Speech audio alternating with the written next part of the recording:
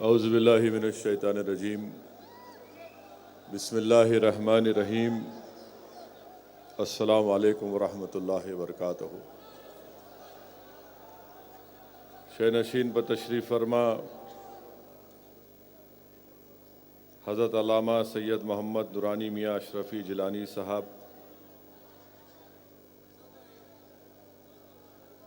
شہ نشین پر تشریف فرما مولانا رحیم الدین انصاری صاحب، مولانا مسعود حسین مجتہدی صاحب، مولانا حیدر آغا صاحب، مولانا ظہیر الدین صوفی صاحب، مولانا انور نظامی صاحب،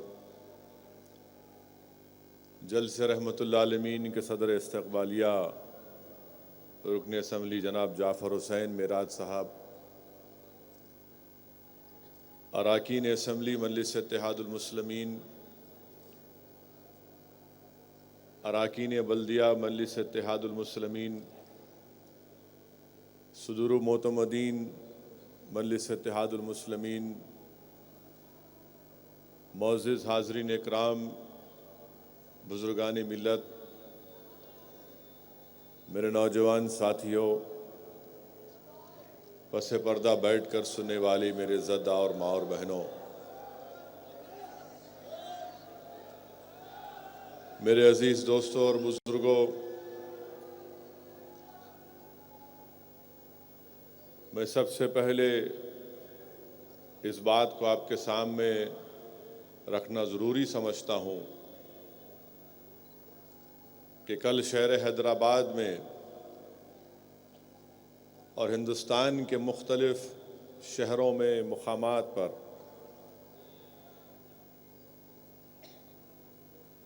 میلاد النبی کے جلوس کا انعقاد عمل میں لایا جائے گا۔ میں پھر سے آپ تمام سے ادباً گزارش کر رہا ہوں کہ یقیناً جلوس نکالیے، مگر یاد رکھیے کہ جلوس جو ہم نکالنے جا رہے ہیں کل، اس بات کا خاص خیال رکھیے کہ ہمارے طاقت کا مظاہرہ نہیں بننا چاہیے۔ ہم دنیا کو اپنی طاقت نہیں دکھا رہے ہیں، بلکہ ہم دنیا کو یہ بتا رہے ہیں کہ ہم یہ جلوس اس لیے نکال رہے ہیں کہ ہم رسول اللہ صلی اللہ علیہ وسلم کے امتی ہیں، رحمت للعالمین صلی اللہ علیہ وسلم کے غلاموں کے غلام ہیں۔ ہم دنیا کے سامنے ہزاروں کی تعداد میں نکل کر موٹر سائیکل یا گاڑی میں بیٹھ کر اپنی طاقت کا مظاہرہ کرنے کے لیے نہیں جائیں گے کل، بلکہ ہم عشق کا مظاہرہ کریں گے۔ کل کا جلوس جو ہوگا، میری نوجوانوں سے خاص طور سے درخواست ہے کہ باوجود علماء اکرام کے بار بار آپ کو سمجھانے کے کہ اس جلوس میں آپ ہرگز ایک دوسرے پر رنگ مت پھینکیے، اپنے چہروں پر رنگ مت لگائیے، مگر اکثر یہی دیکھنے کو ملتا ہے کہ ہم یا رسول اللہ کے نعرے تو لگا رہے ہیں، مگر ہم ایک دوسرے پر رنگ بھی پھینک رہے ہیں۔ میں پھر سے آپ سے ادباً گزارش کر رہا ہوں کہ یہ تمام غیر اسلامی چیزیں جو ہیں اس سے اپنے آپ کو دور رکھیے۔ جب جلوس نکلے تو اغیار جب اس کو دیکھیں تو یہ کہنے پر مجبور ہو جائے کہ دیکھو یہ رسول اللہ صلی اللہ علیہ وسلم کے امتیوں کا جلوس ہے۔ اگر امتی اس طرح ڈسپلن کا مظاہرہ کر رہا ہوگا تو اس کے آقا کا مقام اور بلند مقام کیا ہوگا۔ اس بات کو خیال رکھیے کہ کل جلوس میں کسی کو بھی تکلیف نہ ہو، ہم کسی بھی طرح سے کسی بھی قسم کے کسی کو تکلیف پہنچانے والے نعرے نہ لگائیں۔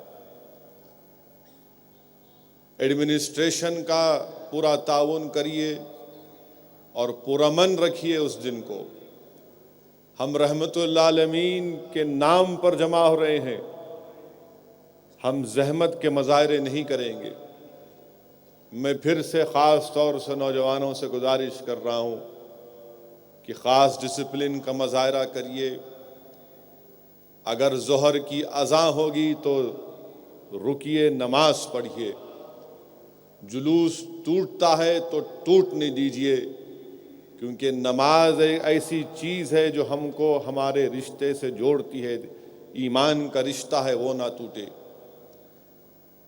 اور جو وقت دیا گیا اسی وقت میں اپنے جلوس کو ختم کریے۔ میرے عزیز دوستو، بزرگوں، میں شکر گزار ہوں حضرت علامہ سید محمد نورانی اشرفی جیلانی صاحب کا کہ آپ نے ایک لمبا سفر طے کر کے حیدرآباد کی سرزمین کو تشریف لائے۔ آج کے اس جلسے رحمت للعالمین سے ایک بصیرت اور فروز خطاب کیا۔ میں آپ تمام کا بھی شکر گزار ہوں کہ اتنی سردی کے باوجود بھی آپ لوگ اس جلسے میں شرکت کر رہے ہیں۔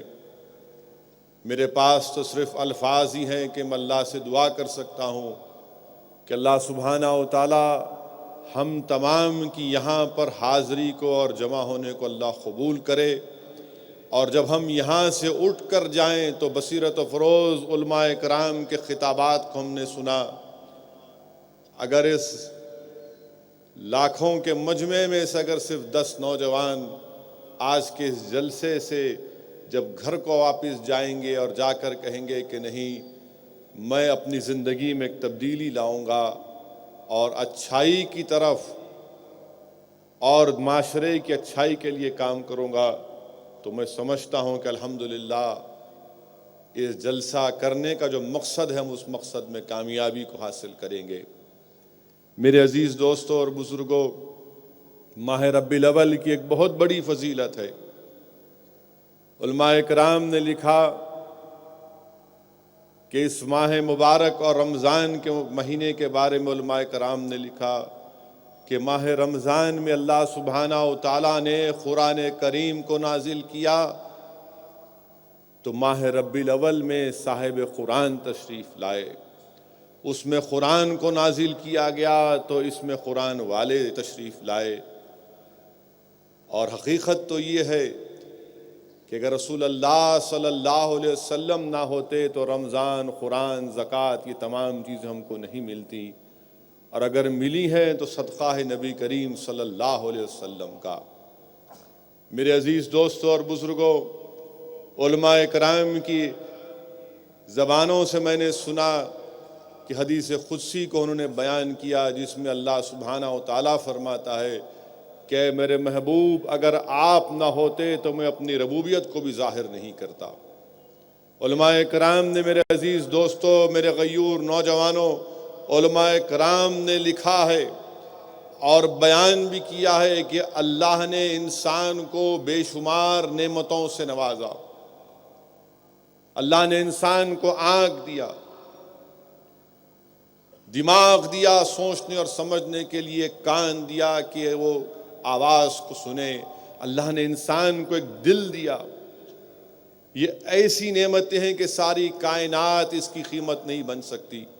اور قرآن کریم میں اللہ سبحانہ و تعالیٰ ارشاد فرماتا ہے، اس آیات کا ترجمہ یہ ہے کہ اللہ فرماتا ہے کہ اگر تم میری نعمتوں کا شمار کرنا چاہو تو نہیں کرو گے۔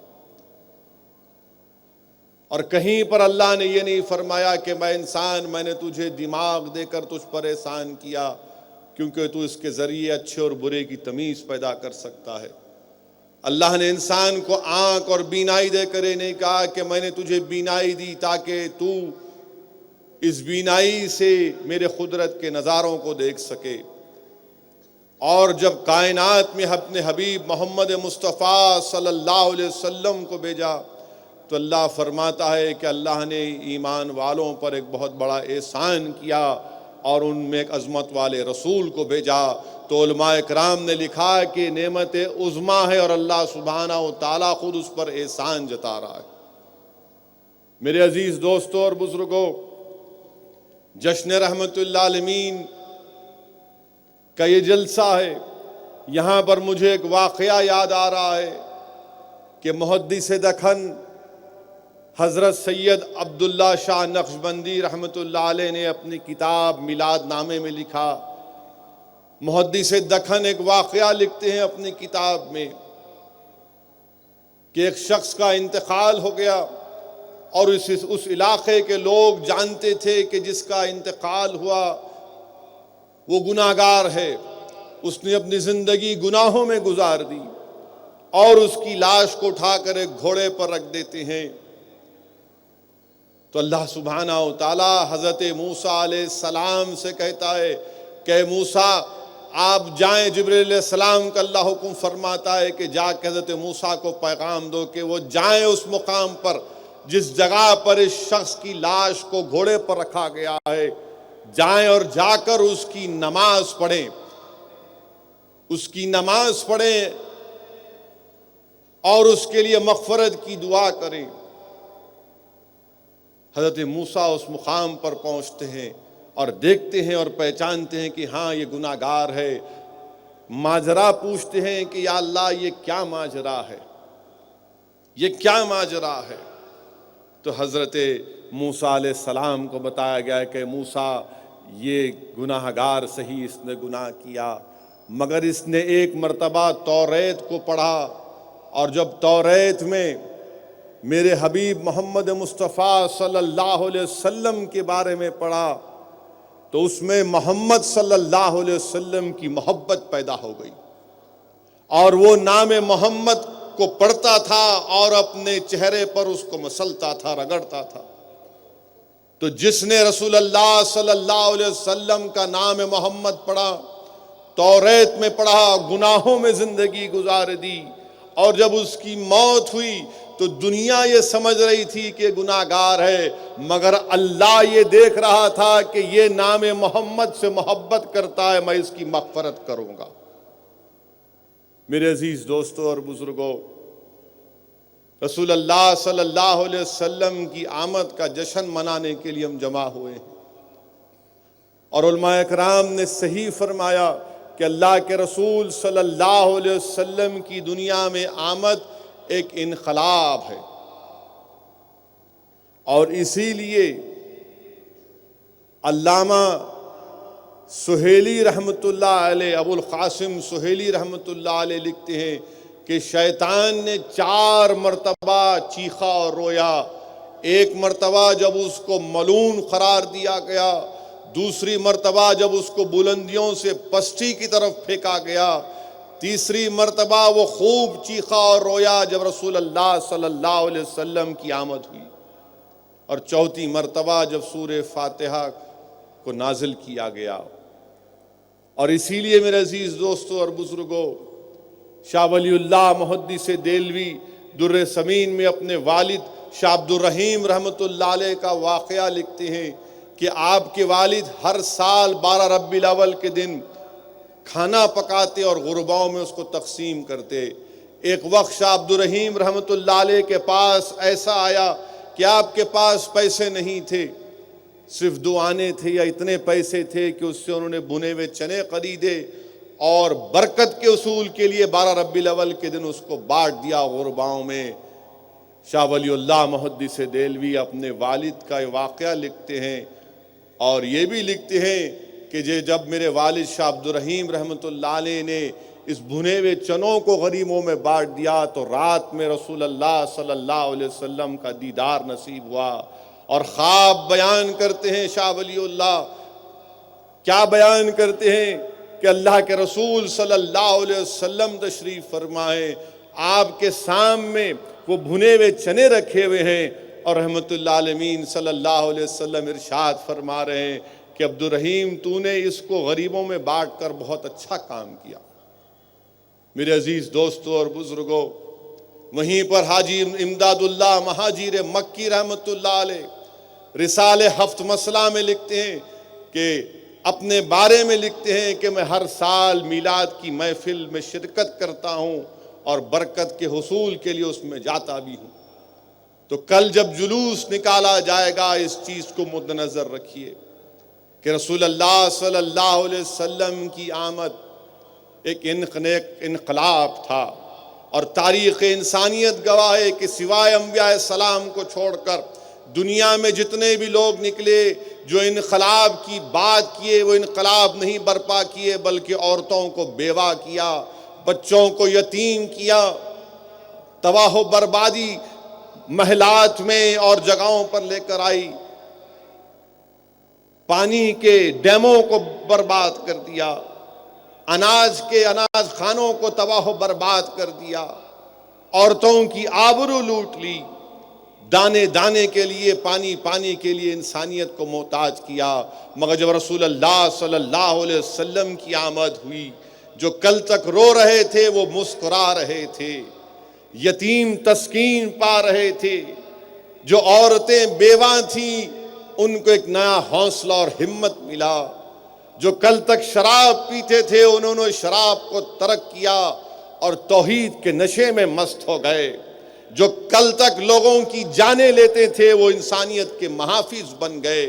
نوجوانوں، اس زمانے میں جب رسول اللہ صلی اللہ علیہ وسلم نے دین کی دعوت حق دی، اگر اسلام کے ابتدائی دور کا مطالعہ کریں گے تو کلیجہ کانپ جائے گا، کلیجہ کانپ جائے گا کہ اللہ کے رسول صلی اللہ علیہ وسلم کو مشکلات کا اور تکالیف کا سامنا کرنا پڑا، کبھی پیٹ پر پتھر باندھنا پڑا تو کبھی جسم مبارک پر کیچڑ ڈالا گیا، اونٹ کی اجڑی ڈالی گئی۔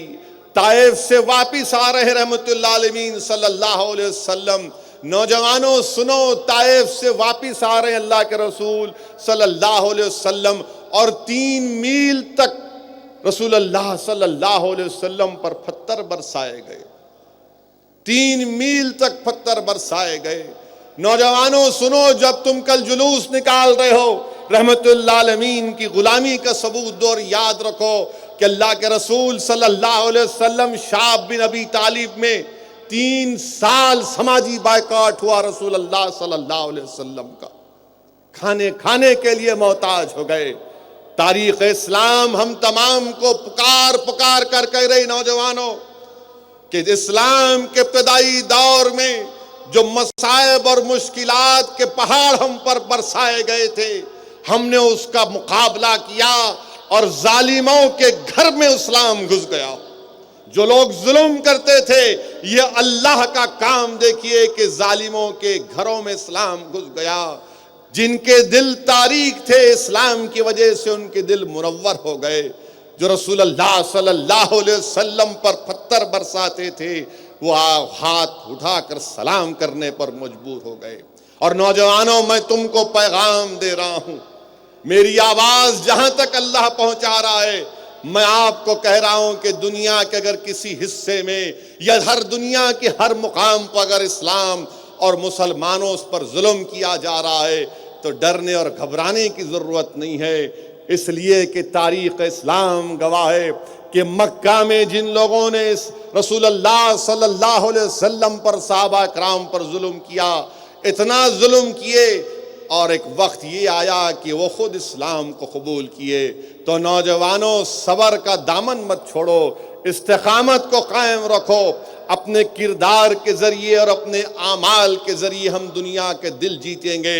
میرا یقین اور یقین کہہ رہا ہے کہ انشاءاللہ تعالی ظلم کرنے والے جس طرح مکہ کی سرزمین میں اسلام کو قبول کیے، تم دیکھو گے انشاءاللہ تعالی اگر ہماری زندگیوں میں یہ پورا نہیں ہوا تو آنے والی نسل دیکھے گی کہ ہاں یہ کل تک ظلم کرنے والے تھے مگر آج اشہد ان لا الہ الا اللہ محمد رسول اللہ بولنے والے ہیں۔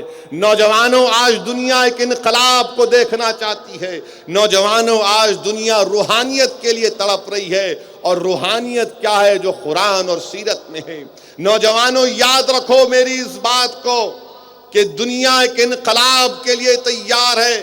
نوجوانوں، یاد رکھو تم اوروں کے راستوں پر چلنے کے لیے پیدا نہیں کیے گئے، تم اوروں کے راستوں پر چلنے کے لیے پیدا نہیں کیے گئے، بلکہ تم کو پیدا اس لیے کیا گیا کہ تم اوروں کے راستے کو تبدیل کرو اور ان کو اسلام کے دامن میں لے کر آؤ۔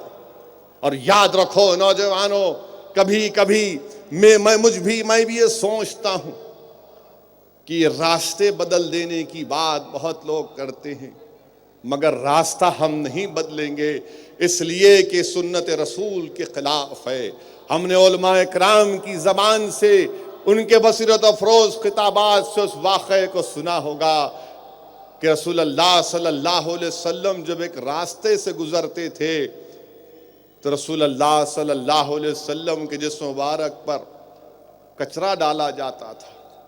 میں ہر بار یہ سوچتا تھا کہ کیا کوئی راستہ نہیں تھا کہ رسول اللہ صلی اللہ علیہ وسلم صرف اسی راستے سے کیوں جاتے تھے؟ تو کسی ایک عالم دین نے مجھے سمجھایا کہ اسد الدین اویسی سنو، بات یہ ہے کہ اللہ کے رسول صلی اللہ علیہ وسلم راستہ بدلنے کے لیے نہیں آئے، بلکہ لوگوں کو صحیح راستے پر لانے کے لیے آئے۔ اللہ کے رسول صلی اللہ علیہ وسلم پر جو کچرا ڈالنے والے تھے، دنیا نے دیکھ لیا کہ وہی ہاتھ آپ کے سلام کے لیے اٹھ گئے، اور اللہ کے رسول صلی اللہ علیہ وسلم نے اپنا راستہ اس لیے نہیں بدلا کیونکہ امت پر اگر مصائب اور مشکلات کے پہاڑ برسائے جائیں گے، اگر ہمارے گھر جلائے جائیں گے، ہم کو مارا اور پیٹا جائے گا، ہماری جانیں لی جائیں گی، تو پھر امت کہیں راستہ بدل نہ دے۔ اللہ کے رسول صلی اللہ علیہ وسلم کی سیرت ہم کو پکار پکار کر کہہ رہی نوجوانوں کہ ڈرنے اور گھبرانے کی ضرورت نہیں ہے۔ ہم اپنا راستہ نہیں بدلیں گے، بلکہ قرآن کریم کے اس آیت کو یاد رکھو نوجوانوں کہ جس میں اللہ فرما رہا ہے کہ ایمان والو اسلام میں پوری طرح سے داخل ہو جاؤ، اسلام میں پوری طرح سے داخل ہو جاؤ۔ اللہ یہ حکم فرما رہا ہے ایمان والوں سے۔ لوگ آج ہندوستان میں نوٹ بندی کے نام پر انقلاب لانا چاہتے ہیں۔ یاد رکھو جو نوٹ بندی کے نام پر انقلاب کا خواب دیکھ رہے ہیں، انشاءاللہ تعالی وہ انقلاب نہیں آئے گا۔ آج اگر تم حاکم ہو تو کل تم محکوم ہوگے انشاءاللہ تعالی۔ آج تمہارے پاس اقتدار ہے، کل نہیں ہوگا تمہارے پاس۔ یہ نوٹ بندی سے کچھ ہونے والا نہیں ہے، مگر قرآن میں اللہ جو فرما رہا ہے کہ اسلام میں پوری طرح سے داخل ہو جاؤ۔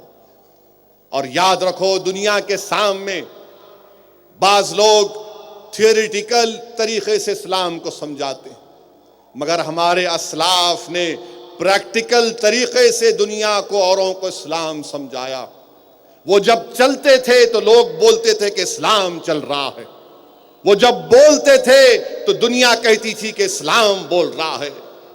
ان کے گفتار میں بھی اسلام تھا، ان کی زبان میں بھی اسلام تھا، ان کے کردار میں بھی اسلام تھا۔ اور یاد رکھو نوجوانوں، ہم نے اپنے اعمال کے ذریعے دنیا کو اسلام بتایا۔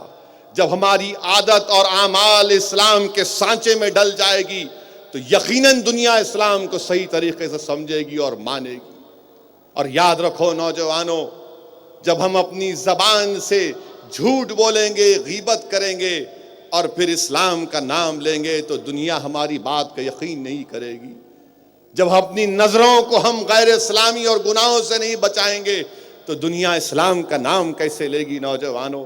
جب ہم اپنی کانوں میں بے حیائی کے نغموں کو سنیں گے تو بتاؤ مسلمانوں دنیا کیسے اسلام کے قریب آئے گی؟ جب ہماری زبانوں پر فلم سٹاروں کے نام ہیں، جب ہماری زبانوں پر نئی پکچر آنے والی ہے اس کا نام ہے، تو نوجوانوں جب تمہاری زبانوں پر اس طرح کے کلمات ہوں گے تو لوگ اسلام کو کیسے سمجھیں گے؟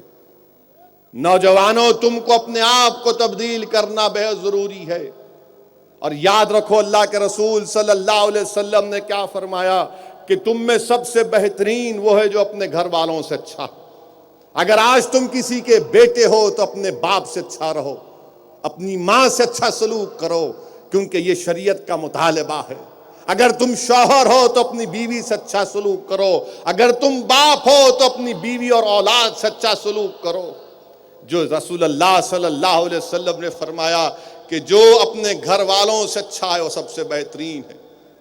اور اگر آج ہمارے معاشرے میں میاں بیوی کے جھگڑے ہو جاتے ہیں، تو میں ان تمام لوگوں سے اپیل کر رہا ہوں کہ اگر داماد ناراض ہو جاتا ہے تو ضروری نہیں ہے کہ ہم سیدھا کورٹ کے دروازے کو کھٹکھٹائیں. اسلام اس بات کا آپ سے مطالبہ کرتا ہے کہ جا کر بات کرو، یہ شادی کے رشتے کو بچاؤ. اور سنت رسول صلی اللہ علیہ وسلم بھی یہ ہے کہ ایک مرتبہ اللہ کے رسول صلی اللہ علیہ وسلم اپنی صاحبزادی بی بی فاطمہ کے پاس گئے، شہزادی جنت سے ملنے گئے اور پوچھا کہ حضرت علی کہاں ہیں؟ تو شہزادی جنت نے ارشاد فرمایا کہ یا رسول اللہ صلی اللہ علیہ وسلم وہ ناراض ہو کر مسجد میں آرام کر رہے ہیں. اللہ کے رسول صلی اللہ علیہ وسلم مسجد کو گئے، دیکھا کہ شیر خدا حضرت علی مسجد میں آرام فرما رہے ہیں اور مٹی آپ کے کپڑوں کو لگ رہی ہے. سنو دنیا والوں، جو ناراض ہو جاتے ہیں اپنے داماد سے، اللہ کے رسول صلی اللہ علیہ وسلم ایک میٹھی آواز میں حضرت علی کو پکار رہے ہیں، اے ابو تراب، اے ابو تراب، اے ابو تراب. اللہ کے رسول صلی اللہ علیہ وسلم مسجد جا کر ابو تراب، ابو تراب کہہ رہے ہیں اور ان کو لے کر بی بی فاطمہ شہزادی جنت کے گھر کو آتے ہیں. تو یاد رکھو، اگر کوئی سسرا اپنے داماد کے گھر کو جاتا ہے تو کوئی اس میں انانیت نہیں ہے، یہ رسول اللہ صلی اللہ علیہ وسلم کی سنت ہے. اللہ کے رسول صلی اللہ علیہ وسلم اپنی صاحبزادیوں کے سامنے، شہزادی جنت کے سامنے اپنے دامادوں کی تعریف کرتے. کیوں کرتے؟ اس لیے کہ وہ چاہتے کہ ان کے دل میں ان کے شوہروں کی محبت اور عزت میں اور اضافہ ہو جائے. نوجوانوں، تمہاری زبانوں پر،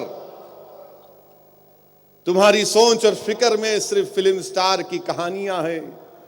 کاش تم سیرت نبوی کا مطالعہ کرتے تو تم کو سیرت نبوی پکار پکار کر کہتی کہ ایک مرتبہ اللہ کے رسول صلی اللہ علیہ وسلم اپنی صاحبزادی کے گھر کو گئے تو کیا دیکھتے ہیں کہ آپ کی صاحبزادی حضرت عثمان ذو النورین کے بال دھو رہی ہے. اللہ کے رسول صلی اللہ علیہ وسلم نے کہا کہ ذرا اچھا دھونا، یہ میرے تمام صحابیوں میں سے وہ صحابی ہے جس کے کردار، اخلاق مجھ سے مشابہ کرتے. میرے نوجوانوں، میرے بزرگوں، ان چیزوں کو یاد رکھیے. جن کے پاس اولاد ہے، اولاد سے محبت کرو. اکثر یہ دیکھنے میں آتا کہ جس کے پاس اللہ نے دولت دی، ان کو خوب دولت دی، تو وہ کیا کرتے ہیں کہ بچہ 10 یا بچی ہے، بچہ 10-11 سال کے ہوتے ہیں تو ہاسٹل میں ڈال دیتے. نہیں میرے دوستو، یقیناً اللہ تم کو تمہاری دولت کو سلامت رکھے، تم کو اللہ اور دولت دے، مگر اولاد پر محبت کرنا بھی اولاد کا حق ہے. کم عمری میں اولاد کو تم دور کر دو گے تو اولاد محبت کیا ہے نہیں جانتی. یہ بھی سنت رسول اللہ صلی اللہ علیہ وسلم سے ثابت ہے کہ اللہ کے رسول صلی اللہ علیہ وسلم اپنے صاحبزادے حضرت ابراہیم کے ہاتھ کو چومتے، ان کو گود میں اٹھا لیتے، اور جب آپ کا انتقال ہوا تو اللہ کے رسول صلی اللہ علیہ وسلم کی آنکھوں میں آنسو آ گئے. صحابی رسول نے دیکھ کر کہا، یا رسول اللہ صلی اللہ علیہ وسلم آپ بھی روتے ہیں؟ رحمت اللہ عالمین نے ارشاد فرمایا کہ ہاں یہ رحمت ہے. اور اس کے بعد رسول اللہ صلی اللہ علیہ وسلم کی آنکھ آپ دیدہ ہو گئی. تو میرے عزیز دوستوں اور بزرگوں، نوجوانوں، یاد رکھو، اسلام کو اگر ہم کو غالب کرنا ہے، اگر اسلام کے تعلق سے غلط فہمیوں کو ختم کرنا ہے، تو ہم کو ہر طرح سے اپنے آپ کو ایک ماڈل بنا کر پیش کرنا ہے کہ دیکھو یہ اسلام ہے. مگر ہمارا معاملہ یہ ہے کہ ہم اپنے آپ کو ماڈل نہیں بنائیں گے، ایک کم ظرف غلیظ ناچنے گانے والوں کو ہم اپنا ماڈل بناتے ہیں. یہ کہتے ہیں دیکھو اس کی نئی تصویر آئی، کیا مسل بنایا اس نے، کیا اچھا دکھ رہا. نہیں میرے بھائی، یہ خبر میں کام آنے والا نہیں ہے. جو چیز کام میں آنے والی ہے وہ یہ کہ تم اپنے آپ کو ایک ماڈل بناؤ، تم بہترین ماڈل بنو دنیا کے سامنے کہ دیکھو یہ جب چلتا ہے تو اسلام چل رہا ہے، جب یہ بولتا ہے تو اسلام بول رہا ہے، اور جب یہ کسی کے لیے کھڑے ہو کر مظلوموں کی بات کرتا ہے تو ہاں یہ دین کی بات کر رہا ہے. یہ رول ماڈل ہم کو بننا پڑے گا. اور خاص طور سے آج کے اس دور میں ڈی مانیٹائزیشن یعنی 500 اور 1000 کی نوٹ ختم ہونے کے بعد میں بڑی احتیاط اور ذمہ داری کے ساتھ کہہ رہا ہوں کہ میں جانتا ہوں کہ ہر گھر میں تکلیف ہے. ہندوستان کے 90% بلکہ 95% گھروں میں تکلیف ہے. اس میں کوئی مسلمان، ہندو، دلت، آدیواسی کا نہیں معاملہ، ہر گھر میں تکلیف ہے. ایک ظالم حکمران نے اپنی انانیت کے لیے اور اپنی جھوٹی شہرت کے لیے تمام ہندوستانیوں کے گھروں میں بربادی مچا دی. تمام ہندوستانیوں کے گھر میں بربادی مچا دی. مگر میں تم کو کیا کہہ رہا ہوں کہ نوٹ بندی کی وجہ سے 500 1000 کی نوٹ جانے سے یقیناً تکلیف ہے میرے بھائی. میں جانتا ہوں کہ ہم 2000 روپے کے لیے 6 گھنٹے اے ٹی ایم کے پاس کھڑے رہتے ہیں. ہماری محنت کی کمائی کے لیے ہم کو 24,000 نہیں ملتے، 10,000 ملتے ہیں. میں جانتا ہوں کہ ٹھیلا بنڈی پر کاروبار کرنے والے کیسی اپنی زندگی گزار رہے ہیں، اللہ ہی جانتا ہے. میں جانتا ہوں جو لوگ مزدوری کرتے ہیں ان کی زندگی ایک عذاب بن چکی ہے. میں جانتا ہوں کہ جو آٹو چلانے والا ہے اس کے پاس کوئی گاہک نہیں ہے. میں جانتا ہوں کہ جو مالک مکان ہے کرایہ دار کے پاس پیسے نہیں ہے کرایہ ادا کرنے کے لیے. ترکاری کی مارکیٹ ہو یا فروٹ کی مارکیٹ ہو، وہاں پر قیمتیں ختم ہو چکی. مگر میرے عزیز دوستو اور بزرگوں، یاد کرو اپنی تاریخ کو. بتاؤ اس ظالم کو کہ دیکھ تو نے ظلم کیا اور ہم تیرے ظلم کا شکار نہیں ہوں گے. ہم محبت کو دنیا میں عام کریں گے، ہم اسلام کے پیغام کو عام کریں گے. جو دلی کے سلطنت پر بیٹھ کر اپنے آپ کو نمرود اور فرعون اور یزید کا جانشین سمجھ رہا ہے، ہم اس کو پیغام دے رہے ہیں کہ تو نے ہندوستان کے غریبوں پر ظلم تو کیا، مگر ہم رسول اللہ صلی اللہ علیہ وسلم کی سیرت کے مظاہرے کریں گے.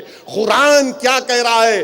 قرآن سورہ آل عمران میں کہہ رہا ہے، اللہ کیا فرما رہا ہے کہ تم کو جنت اس وقت تک نہیں ملے گی جب تک کہ تم اپنی محبوب چیز کو اللہ کی راہ میں قربان نہیں کرو گے.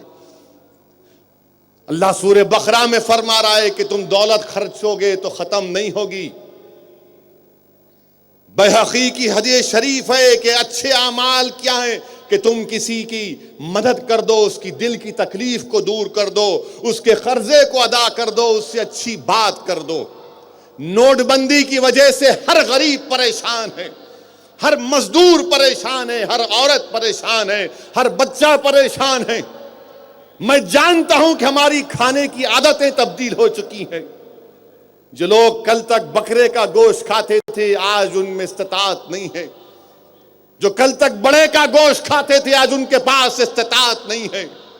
میں جانتا ہوں کہ کتنی پریشانی ہے. مگر یاد رکھو میرے عزیز دوستوں اور بزرگوں، جس کے پاس دولت ہے آج موقع ہے تم کو دنیا کے سامنے اپنا اسلامی کردار دکھانے کے لیے. جن کے پاس اللہ نے دولت دی اپنی دولت کو استعمال کرو. رسول اللہ صلی اللہ علیہ وسلم کی سیرت ان دولت مندوں سے پکار کر کہہ رہی ہے کہ اللہ کے رسول صلی اللہ علیہ وسلم، ابو داؤد شریف کی حدیث ہے کہ جب سفر میں جاتے تو رسول اللہ پیچھے ہوتے سفر میں. کیوں؟ کمزوروں کو پہلے سواری پر بٹھاتے، کمزوروں کو اپنے ساتھ لیتے، ان کو پہلے کھانا کھلاتے. جن کے پاس آج دولت ہے، آج ہندوستان میں سب پریشان ہیں ایک ظالم کی وجہ سے. مگر رسول اللہ صلی اللہ علیہ وسلم کی سنت ہم کو کیا پیغام دے رہی ہے کہ اللہ کے رسول صلی اللہ علیہ وسلم فرما رہے ہیں کہ جس نے صدقہ دیا، امام احمد بن حنبل حدیث شریف لکھ رہے ہیں کہ جس نے صدقہ دیا اللہ کے لیے، وہ اللہ کے غصے کو بجھاتی ہے اور بری موت سے بچاتی ہے. یاد رکھو جس کے پاس دولت ہے مسلمانوں، ان غریبوں میں مدد کرو خدا کے لیے جو آج بھوکے ہیں، پیاسے ہیں، جو پریشان ہیں کہ ان کی دولت ان کے پاس نہیں ہے. جن کے پاس اللہ نے دولت دی، یاد کرو عثمان ذوالنورین کی اس قربانی کو کہ مدینے میں ایک وقت ایسا آیا کہ قحط پڑ گیا، پورا قحط پڑ گیا، اور لوگوں نے کہا کہ دیکھو 15 اونٹ آ رہے ہیں سامان کے ساتھ۔ حضرت عثمان ذو النورین نے جا کر اس میں سے 12 اونٹ خریدے، اس پہ تمام کھانے کا سامان ہے۔ اور کیا کیا حضرت عثمان غنی نے؟ آپ نے کہا کہ یا رسول اللہ صلی اللہ علیہ وسلم، یہ آپ کے قدموں میں نظر پیش کر رہا ہوں۔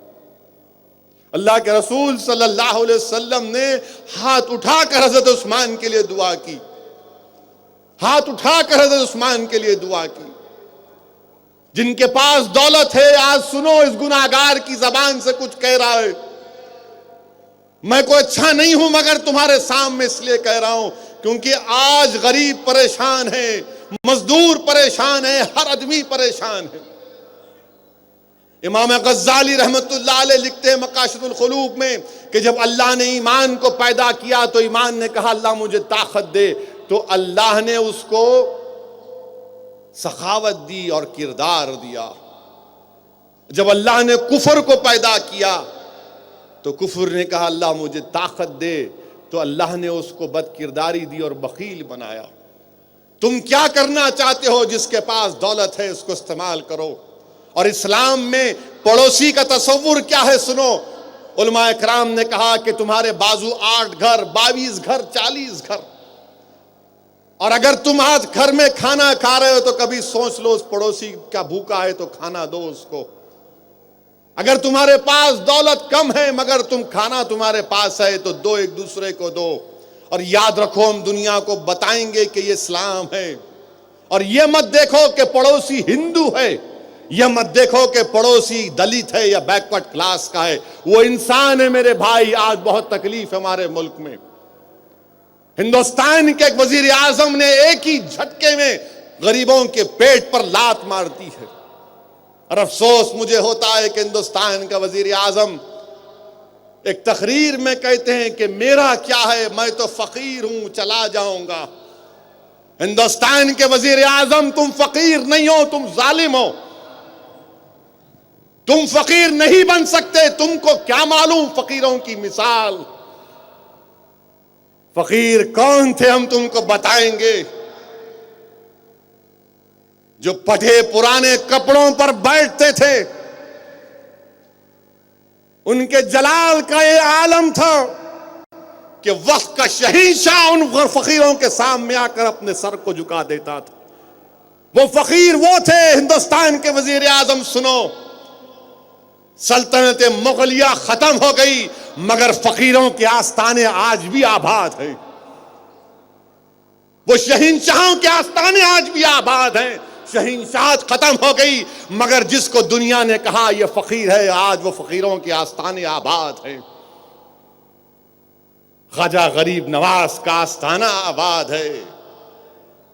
ہندوستان میں کئی وزیر اعظم آئے اور چلے جائیں گے، تم بھی جاؤ گے مترو انشاءاللہ،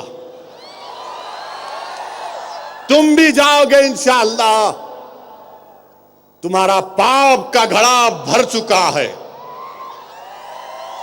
تم نے ایک ہی جھٹکے میں لوگوں کو ہر چیز سے محروم کر دیا۔ اور آج وزیر اعظم بولتے ہیں کہ کل تک 100 اور 50 کی نوٹ کو کوئی جانتا نہیں تھا۔ ہندوستان کے وزیر اعظم، آپ نے 86% کرنسی کو غائب کر دیا۔ ہم کو 100 بھی نہیں مل رہے، 50 بھی نہیں مل رہے، 10 روپے بھی نہیں مل رہے، نہ 20 روپے مل رہے۔ مگر جیسا کہ اکبر نے کہا، ہر روز آپ نیا کپڑا پہنتے ہیں، وہ کہاں سے آ رہا ہے؟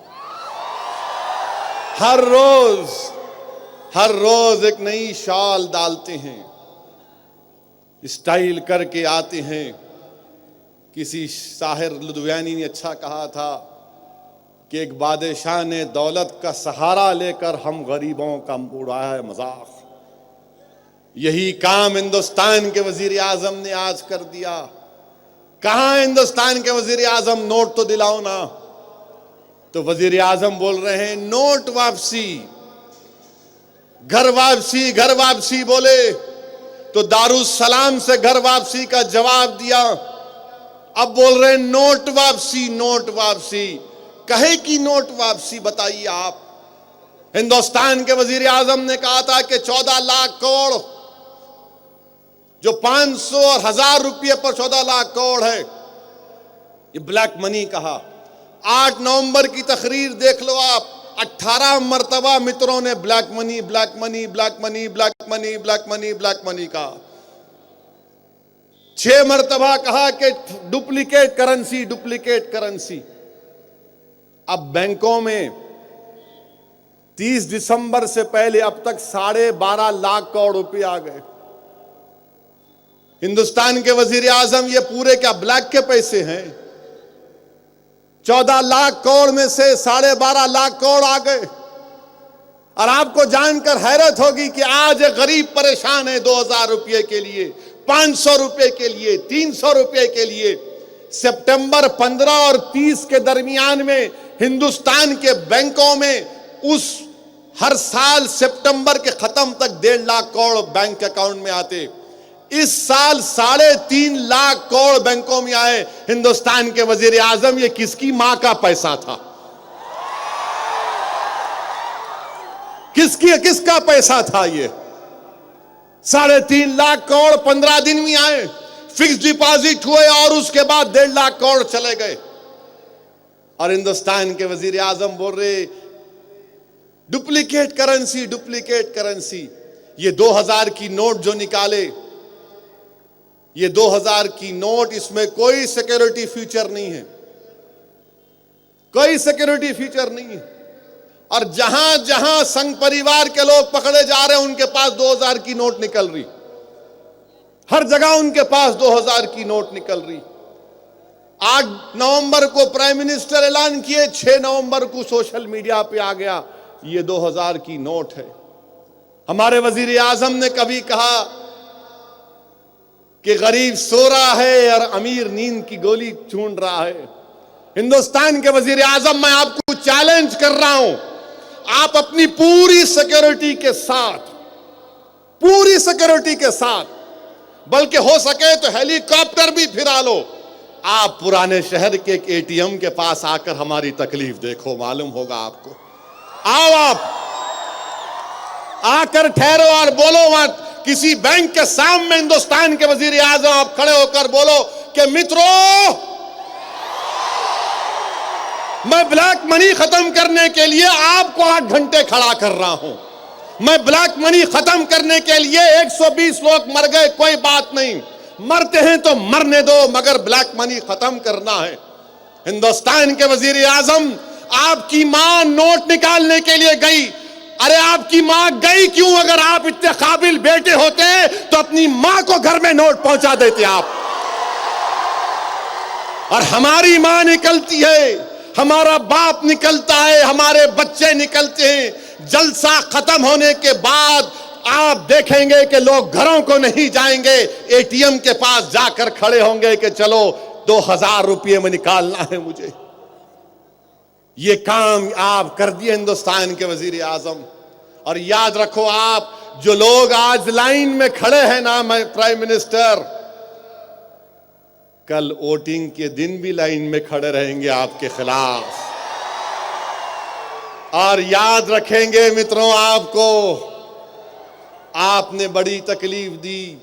میرا پیسہ میں نہیں نکال سکتا ہوں، میرا پیسہ میں نہیں نکال سکتا ہوں. کون سا قانون ہے؟ کون سے مائیکا لال نے بنایا قانون کہ میرا پیسہ میں نہیں نکال سکتا؟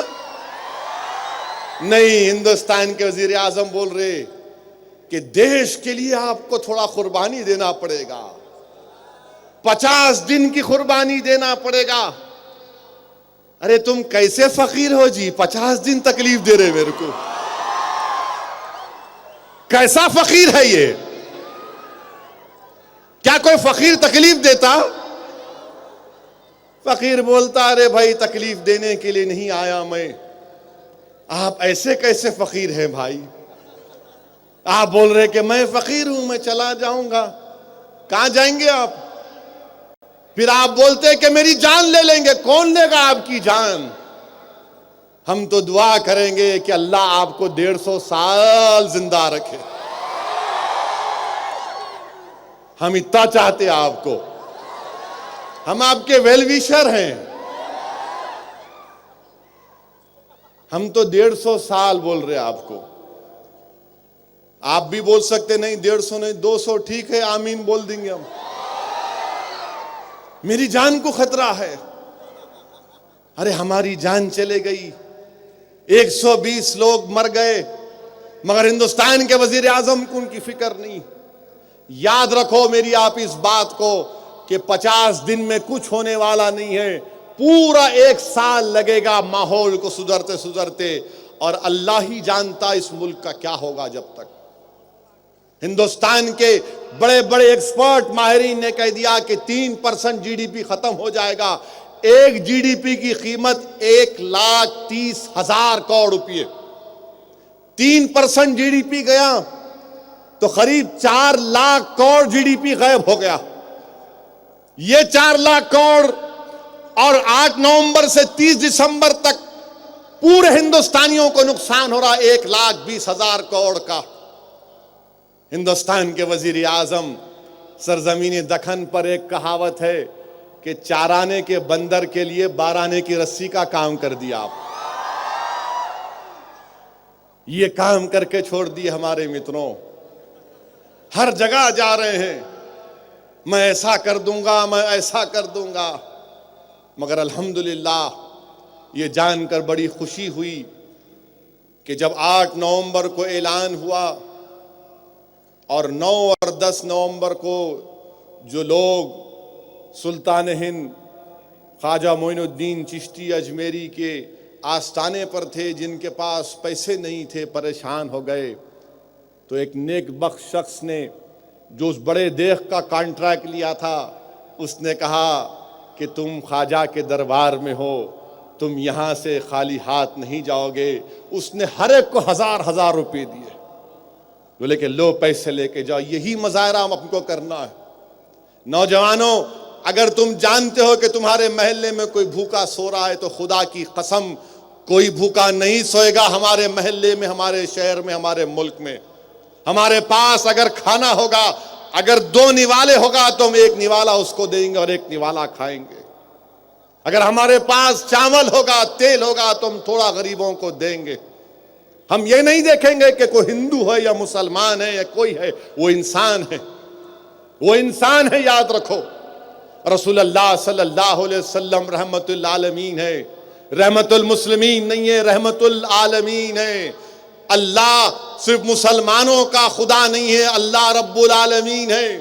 آج ایک بہترین موقع ہے عالم اسلام کے سامنے کہ ہم اپنے کردار کے ذریعے لوگوں کے دل کو جیتیں اور دنیا کو بتا دیں کہ ہم بھوکے نہیں رہیں گے, نہ ہمارے پڑوسی کو بھوکا رہنے دیں گے.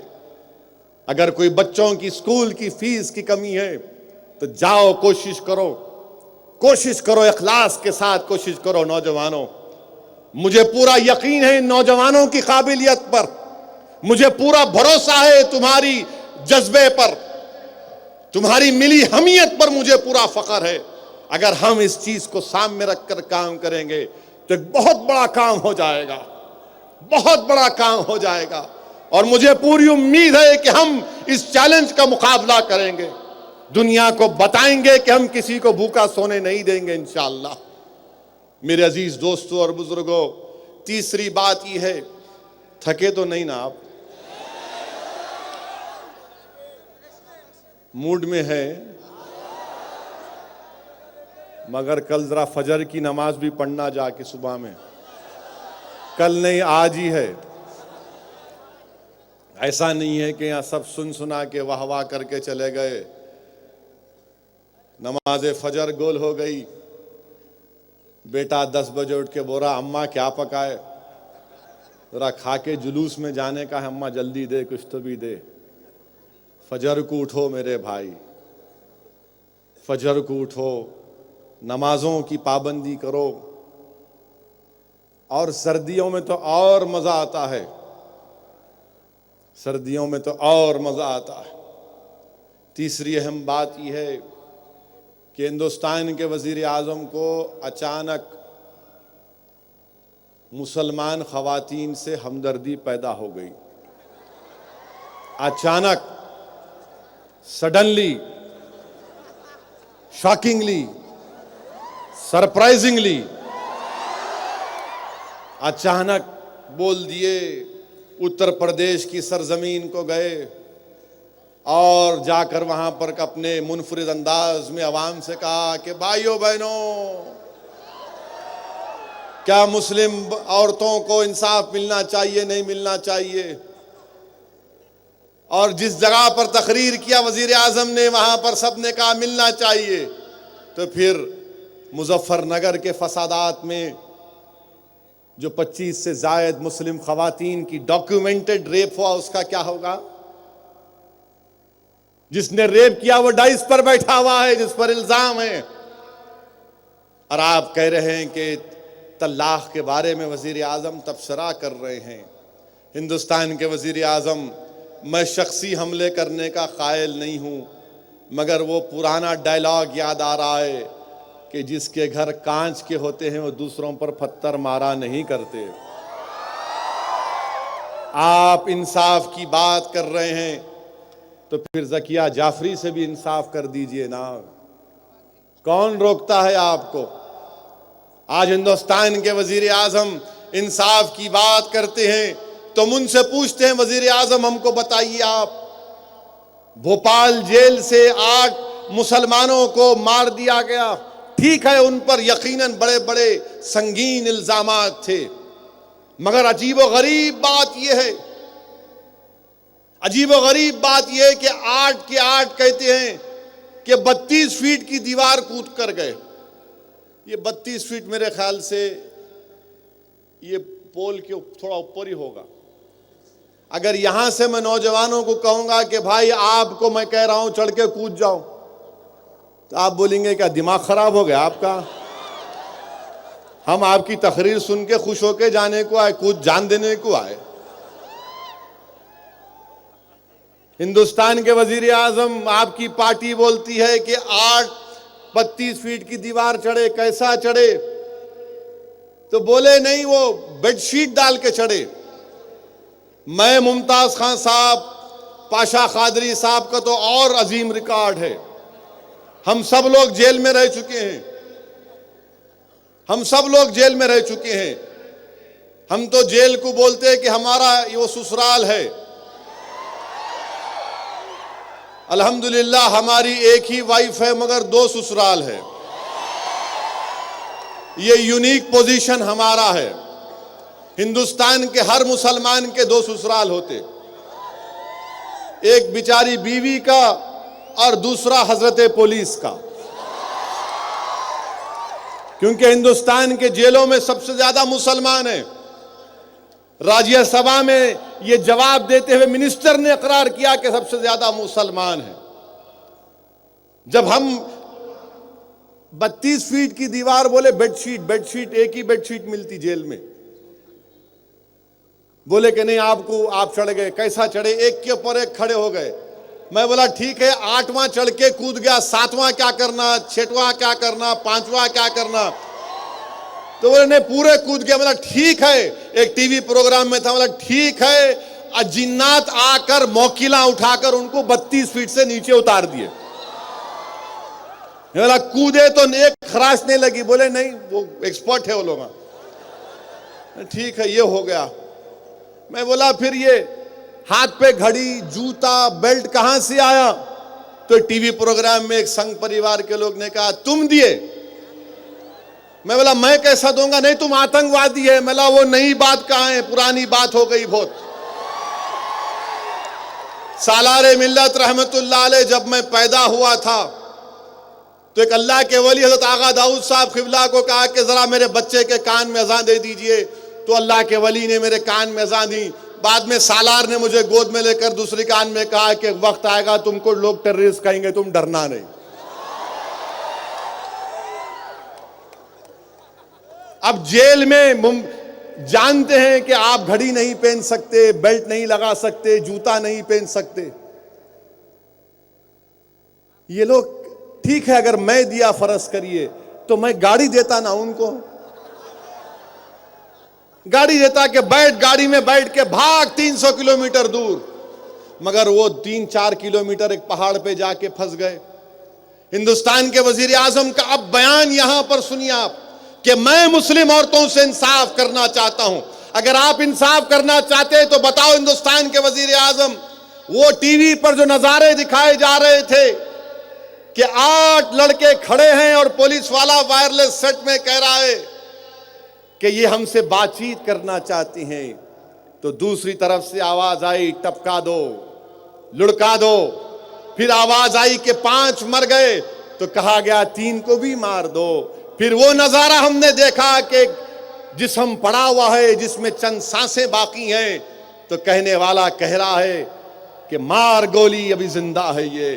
بتاؤ ہندوستان کے وزیر اعظم، اگر آپ مسلم عورتوں سے انصاف کرنا چاہتی ہیں تو یہ ٹی وی پر نظارے ان بچوں کی جو مائیں دیکھ رہی ہوں گی ان پر کیا گزر رہی ہوگی، جو بہنیں کو دیکھ رہی ہوں گی ان پر کیا گزری ہوگی کہ میرے بھائی کو جو زندہ پکڑا جا سکتا تھا اس کو مار دیا گیا۔ اور انصاف ہمارے ملک کا یہ ہے ہندوستان کے وزیر اعظم، میں چیلنج کے ساتھ کہہ رہا ہوں کہ پنجاب کی جیل سے ایک نامور دہشت گرد بھاگ کر دلی پہنچ گیا، اس کو ایک خراش نہیں آئی متروں، ایک خراش نہیں آئی اس کو۔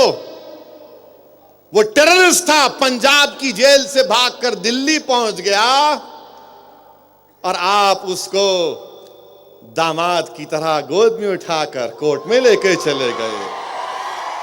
واہ رے آپ کا انصاف کہ ٹیررسٹ پنجاب کی جیل سے بھاگ کر دلی پہنچ جاتا ہے اور آپ اس کو اپنے داماد کی طرح ریشمی کپڑے پہنا کر کورٹ کے حوالے کرتے ہیں کہ جو بھاگا تھا بچہ اس کو واپس کر رہے ہیں۔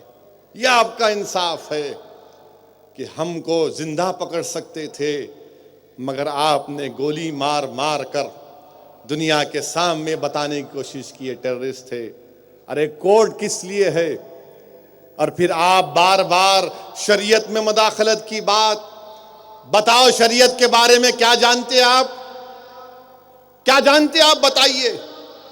نہیں، وہ طلاق کا مسئلہ، ارے طلاق کا ریکارڈ ہے کہ ہندوستان میں مسلمانوں میں ڈیورس طلاق اور ہندوؤں میں ہمارے پاس مسلمانوں میں کم ہے، ہندوؤں میں 0.76% ہے، مسلمانوں میں 0.05 ہے، 0.56 ہے، مگر ہمارے وزیر اعظم نہیں۔ ہندوستان میں 1 کروڑ 10 سال کی بچیوں نے 10 سال کی عمر میں ان کی شادی ہو گئی، وہ مسلمان نہیں تھے، وزیر اعظم کچھ نہیں بولیں گے مگر طلاق کے بارے میں برابر بولیں گے، کیونکہ ہماری شریعت میں مداخلت کی بات کرنا چاہتے ہیں۔ میں تو ان لوگوں سے بھی سوال کر رہا ہوں جو صوفی کانفرنس کیے تھے دلی میں، صوفی کانفرنس کرنے والوں، تمہاری زبانوں کا کیا سانپ سونگ گیا ہے؟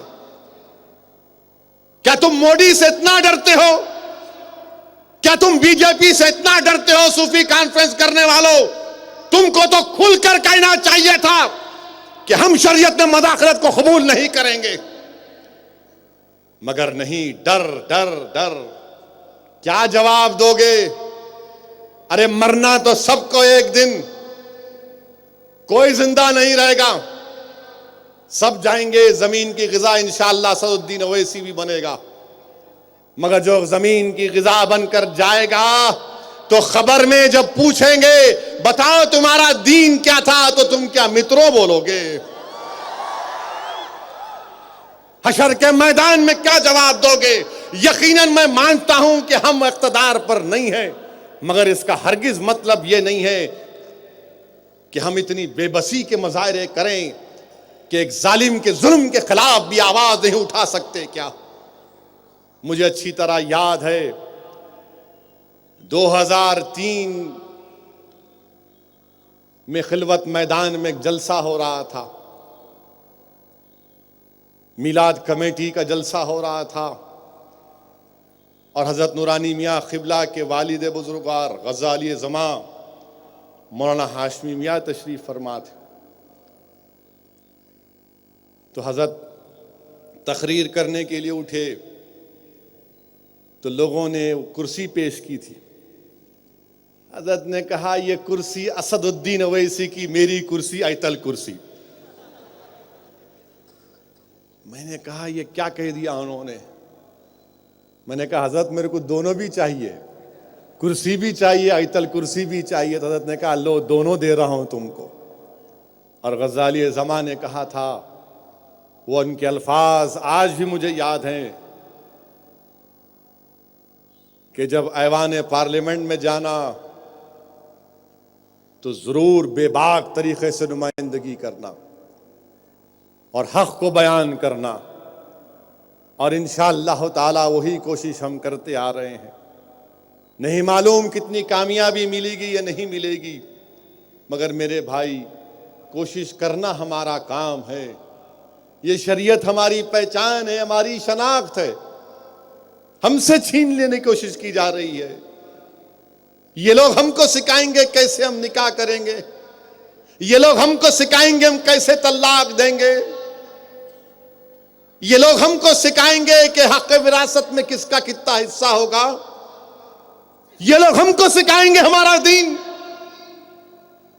کچوچے شریف کا آستانہ آباد ہے اور صبح قیامت تک آباد رہے گا. مدرسے آباد ہیں اور آباد رہیں گے انشاءاللہ تعالی. اور یاد رکھو جو لوگ شریعت چھیننے کی بات کر رہے، تم کچھ بھی نہیں کر سکو گے انشاءاللہ تعالی. تم کچھ بھی نہیں کر سکو گے. یاد رکھو میں علی الاعلان کہہ رہا ہوں کہ ہم اپنی شریعت پر چلیں گے چلیں گے چلیں گے. زندہ رہیں گے تو شریعت پر زندہ رہیں گے، اور مریں گے بھی تو شریعت پر مریں گے انشاءاللہ تعالی. دنیا کی کوئی طاقت ہم سے شریعت کو چھین نہیں سکے گی.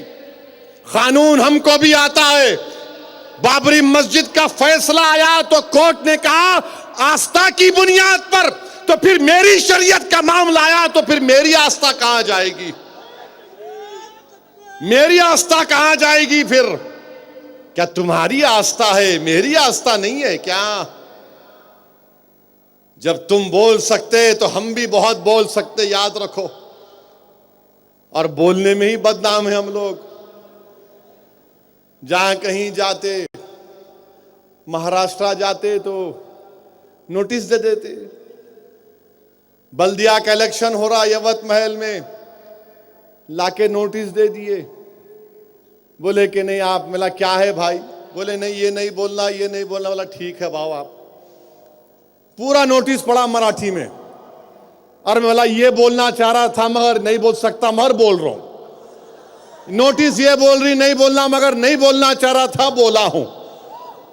آخری میں معلوم ہوا کہ جو نوٹس دیے انہوں سر پکڑ کے بیٹھ گئے. میں بولا معاف کرنا، دوا کے لیے پیسے نہیں دے سکتا، مترو چھین لیے.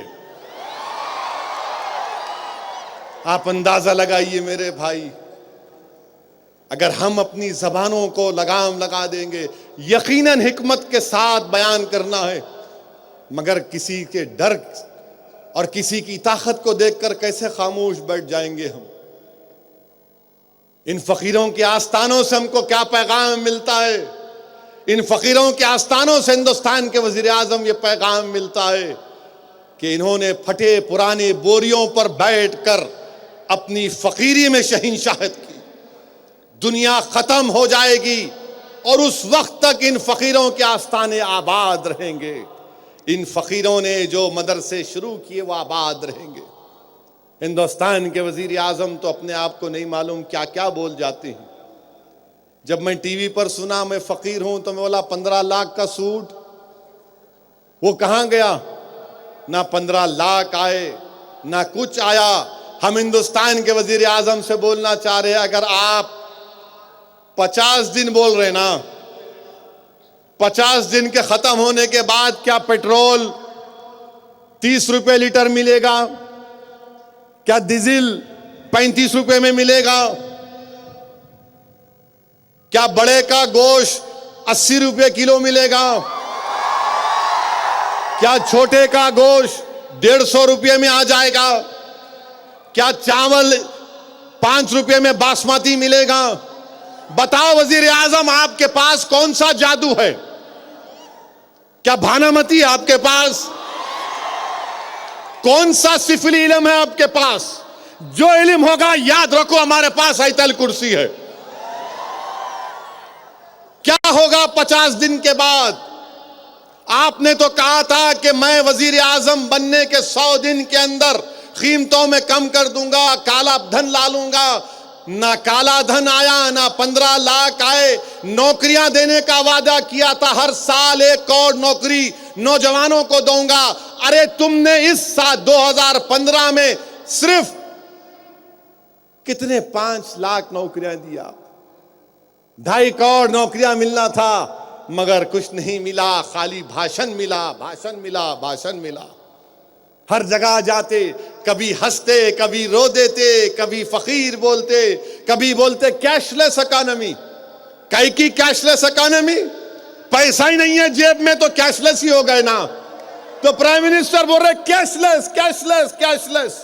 انٹرنیٹ سے کر لو, پی او ایس سے کر لو. ارے پرائم منسٹر بینک میں نوٹ ہی نہیں ہے, انٹرنیٹ ہی نہیں ہے, کہاں سے کیش لیس ہوگا؟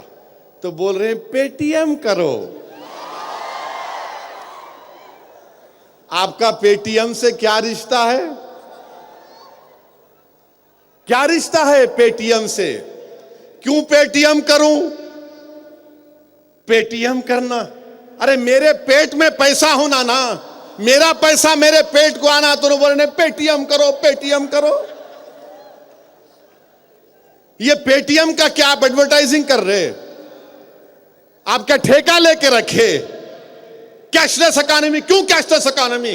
نہیں کریں گے کیش لیس اکانومی, میرا پیسہ دو. کریڈٹ کارڈ, کتنے کریڈٹ کارڈ ہیں ہندوستان میں؟ 2 کروڑ. چیلنج کے ساتھ کہہ رہا ہوں مسلمانوں کے پاس 1% 2% بھی نہیں ہوں گے, دلتوں کے پاس نہیں ہوں گے. ہمارے مسلم علاقوں میں بینک نہیں کھولتے, بینک کھولتے تو ریڈ زون قرار دیتے, لون نہیں ملتا. اے ٹی ایم لگاتے تو اے ٹی ایم میں پیسہ نہیں آ رہا ہمارے علاقوں میں. نئے نئے علاقوں میں اے ٹی ایم میں پیسہ آتا ہے, ہمارے پاس پیسہ نہیں آتا. میرے بھائی, میرے عزیز دوستوں اور بزرگوں, اسی لیے میں آپ سے کہہ رہا ہوں کہ اپنے کردار اور اپنے اعمال کے ذریعے دنیا کو پیغام دو. ڈرنے اور گھبرانے کی ضرورت نہیں ہے. انشاءاللہ تعالی اللہ ہمارے ساتھ ہے. دنیا کی تاریخ گواہ ہے کہ جب نمرود نے اپنے آپ کو طاقتور سمجھا تو اللہ نے لنگڑے مچھر سے اس کا خاتمہ کر دیا. فرعون نے سمجھا کہ میں طاقتور ہوں تو اللہ نے بتا دیا کہ پانی میں تجھے ختم کر دیا جائے گا. یزید نے کہا کہ میں طاقتور ہوں, نواسہ رسول نے شہادت دی اور کہا کہ نہیں تو طاقتور نہیں, صبح قیامت تک تیرا نام لیوا کوئی نہیں ہوگا. آؤ نوجوانوں, ہمت سے کام لو, ڈرنے اور گھبرانے کی ضرورت نہیں ہے. ہمارے ہندوستان کے وزیر اعظم کچھ نہیں کر پا رہے, سمجھ میں نہیں آ رہا ان کو اب کچھ بھی. بولے کہ سیکیورٹی کا کتنے, اب تک 90 سپاہی, بہادر سپاہی مارے گئے. پاکستان سے دہشت گرد مارے گئے تو ان کے پاس 2000 کی نوٹ نکل رہی. اور کسی نے آج اچھا کہا میرے کو, اسد صاحب یہ 2000 کی نوٹ تاج محل ہے. میں نے کہا یہ کیا بات ہے, خالی جیب میں رکھ لو, اس کو خریدنے والا ہی نہیں ہے. اس کو تاج محل بنا کے رکھ دیا آپ نے. اور پھر ان کے ایک منتری بولتے ہیں کہ نسب بندی کر دینا. مودی کے کیبنٹ کے وزیر کہتے ہیں نسب بندی کر دو, نسب بندی کر دو. پھر آر ایس ایس کے چیف بولتے ہیں بچے پیدا کرو, بچے زیادہ پیدا کرو. اور آر ایس ایس کے ایک ڈاکٹر ہے, انہوں بولے میں مردانگی کی دوا بھی نکال رہا ہوں. میں پوچھنا چاہ رہا ہوں ان لوگوں سے کہ آپ کی دوا خراب ہے یا استعمال کرنے والا خراب ہے؟ بتا دو میرے کو, میرے کو نہیں معلوم بھائی. نہیں یہ کوئی نہیں, یہ جو ہے سیریس کوسچن ہے. آپ لوگ ہنسیے مت, سیریس کوسچن ہے. دوا کامیاب ہے یا استعمال کرنے والا ناکام ہے؟